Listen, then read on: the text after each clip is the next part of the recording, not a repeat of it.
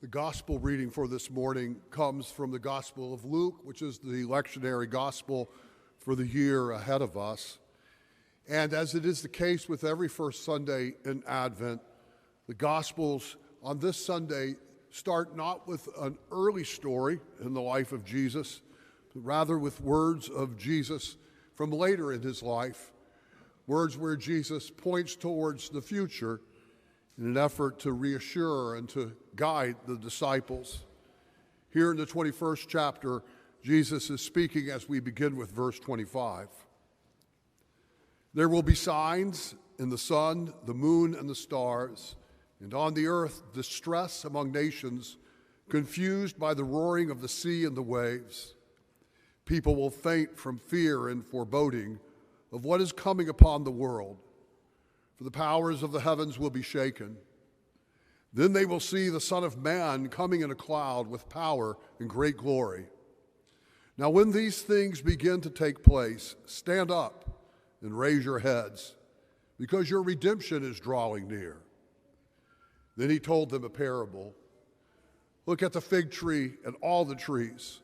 As soon as they sprout leaves, you can see for yourselves and know that the summer is already near. So also, when you see these things taking place, you know that the kingdom of God is near. Truly I tell you, this generation will not pass away until all things have taken place. Heaven and earth will pass away, but my words will not pass away. Be on guard, so that your hearts are not weighed down with dissipation and drunkenness and the worries of this life, and that day catch you unexpectedly like a trap. For it will come upon all who live on the face of the whole earth. Be alert at all times, praying that you may have the strength to escape all these things that will take place and to stand before the Son of Man. This is the word of the Lord. Thanks be to God. Well, if you didn't know it from the liturgy and from the hymns that we're singing and the scriptures that we're reading, the Advent wreath declares that unapologetically the theme for today is hope. And not just here, but in Christian churches around the world. We're lifting up signs of hope and looking for signs of hope this morning. They're really all around us. You all are a sign of hope to me. Not only these two precious babies that I explicitly called a sign of hope. Look, I've just started preaching and one of them's already gone to sleep. Really. It's a miracle. But also, you yourselves. Honestly, I did not expect to have this many people in church the Sunday after Thanksgiving. I assumed that you yourselves would be sleeping, lulled by whatever it is that's in Turkey that makes people go to sleep at this point, or still recovering from your celebrations last night or lamentations, depending on whether your particular team won or lost. But here you are. Some of you I know have traveled from a distance, from Atlanta, from Charleston. Some of you got up early to be here this morning, and it gives me hope. I thank you for being here. Even the gathering of the church around the world today is a sign of hope to me. So we're looking for signs of hope, and there are others amongst us. These children are a sign of hope. We don't take them for granted, that we come together in the community and that they're here as we speak, drawing and making the signs of hope that they're looking for amongst us. We look for signs of hope, and this Advent calendar that's in the bulletin, as I saw it this day, is a sign of hope to me because it represents so much work and preparation and activity from people besides me. The bulk of this involves things that I had nothing to do with. And the fact that other people were planning on it, expecting it, is an encouragement, a real sign of hope. It's wonderful to be able to be on this journey with you again, to be able to gather and to share this way. I'm so glad. And it brings me joy, but also hope for what we might find in the future. So having lit the candle of hope, finding the prophets and the Gospels and the epistle calling us towards hope, I ask you to join me in looking for signs of hope.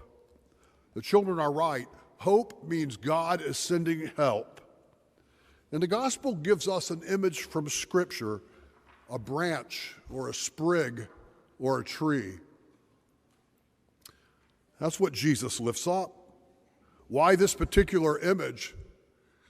As you journey across this Advent, you're being encouraged to look at trees. He says it explicitly here. Look at the trees. What is it you will see if you open your eyes to them across this journey? I think the image of a sprig coming out of a dead leaf or a desolate place on the ground teaches us two things. The first is that God moves in places where we don't expect it. And that's meant to be a sign of hope for us. That even when we do not think there's something God could do, God moves in the unexpected place, even the desolate place, to bring hope. And the fact that you can't see it happening is often the grounds for where it's going to happen. It's significant. Jesus points to the sprig in the tree because you didn't create it. This is not hope that you create. You may be doing things that are hopeful, but we're here looking for hope that God creates, something that we don't create. So it teaches us that, this image, and it also teaches us that this salvation, this help, is not something that we are responsible for. It's something that God is responsible for. Walter Brueggemann, the great Old Testament scholar, once said that there are two kinds of atheism at work in the world. One is the atheism that believes that there's nothing new that can happen in the world.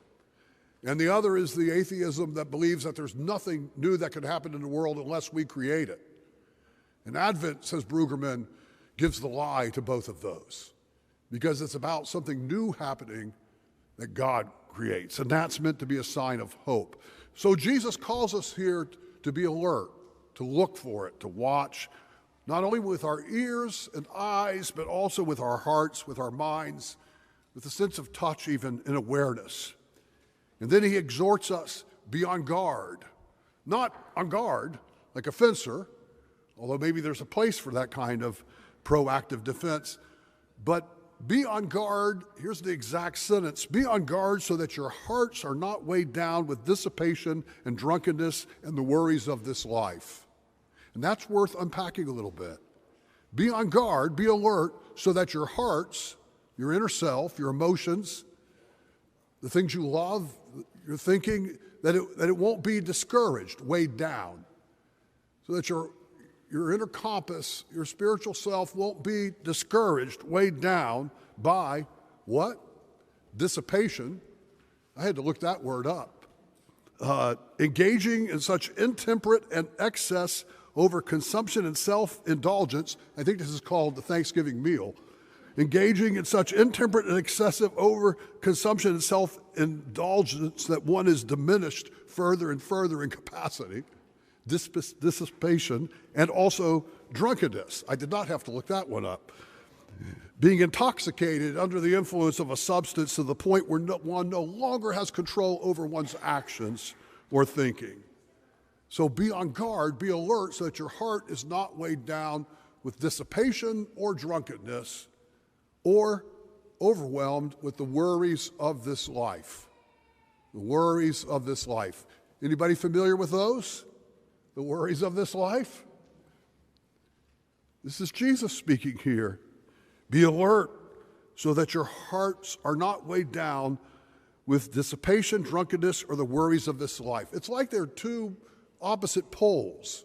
One is anxiety, the worries of life, and the other is dissipation and drunkenness, the things that we do to avoid or deny the worries of this life. Don't go to either of those extremes. They keep you from seeing the signs of hope. Instead, watch, listen, look, be alert about the good work, the sprigs of hope that God is doing and has done that are meant to encourage us. That's what these baptisms are meant to encourage us. That's what these children are here for, to encourage us. This music is meant to encourage us. So we watch and we are alert. Where do you see signs of hope? We need you to look now in the week ahead. Where do you see signs of hope? I'd like a photo, please. I did this in Advent before. When you see it, please take a picture of it. You all have cameras in your phones and email it to me or to Nicole. we're going to post it so that we can share the signs of hope with others, that it might be an encouragement. If you don't want us to post it, then just say that. Or if it's something you hear, share a recording of it, or just a description. Where do you see signs of hope? Sharing them is a good way to practice watching for signs of hope in this journey of Advent. It's a curious thing to me. I don't think I've seen it in this text before, that Jesus says, amid the rising tide of confusion, even the foreboding sense we have about the elements and the things that are going on in the world, there'll be a familiar face, one that you'll recognize. They will see the Son of Man coming in a cloud with power and great glory. And you will know the Son of Man. See, that's what the gospel is telling us. It's a familiar face to you because it's the face of Jesus Christ. And you know what the character of Jesus is like. Instead of crumbling to the ground in fear, Jesus suggests that then your eyes will be open and you stand up and you lift up your heads, because this is good news. The one who has already appeared among us is the one who is coming, the one who's revealed to us the definitive love of God. Our hope is based not on what we are doing, not on what we think we can pull like a rabbit out of a hat, not in whatever capacity we have. Our hope is based on what we believe God is doing because of what we have seen God do in Jesus Christ. That's the source of our hope. Back in 1979, Emily and I were home from graduate school in another state for Christmas. And on Christmas Day, we were trying to do what I'm sure a number of you tried to do on Thanksgiving Day, that is to be two places at once, right? Because we were a young couple home, and my parents lived in Orlando, and her parents lived in Seffner, and it was possible for us to be two places at once on Christmas Day. Now hear me say this, just because you should, it doesn't mean you can. But we could, and we did. And so, having spent Christmas morning with my family, late in the day, we were driving to Seffner when her family gathers on Christmas night. And not only were we driving, but we had with us a key Christmas gift for all of the nephews and nieces who were gathering at her house. And there were a passel of them in 1979, little ones. And we had a kitten. Somehow, I don't remember how, because we were newlyweds, but we had gotten the responsibility of bringing a kitten in that car from Orlando to Tampa for the family gathering for some niece or nephew that night. And driving along, we were driving in the first car I ever owned, a 1970 Chevrolet Impala, 350 cubic inches underneath the hood. I loved that car. I miss that car. I sold that car to Melvin Knight. I did. I went back and tried to buy it back from him, and he wouldn't sell it to me again. It's true. It didn't have a bar between the driver's seat and the passenger seat, so when you rolled down all four windows, it was like you were driving a convertible driving along. Anyhow, we were driving as we moved from afternoon to evening right on time, and we had called them in Seffner before we left and said we were coming, and we got off on McIntosh Road to go down to 574 and take a right and go down to Seffner. McIntosh Road is a long road in that stretch. Anybody know it? You know, it's kind of a deserted, or a rural road anyhow.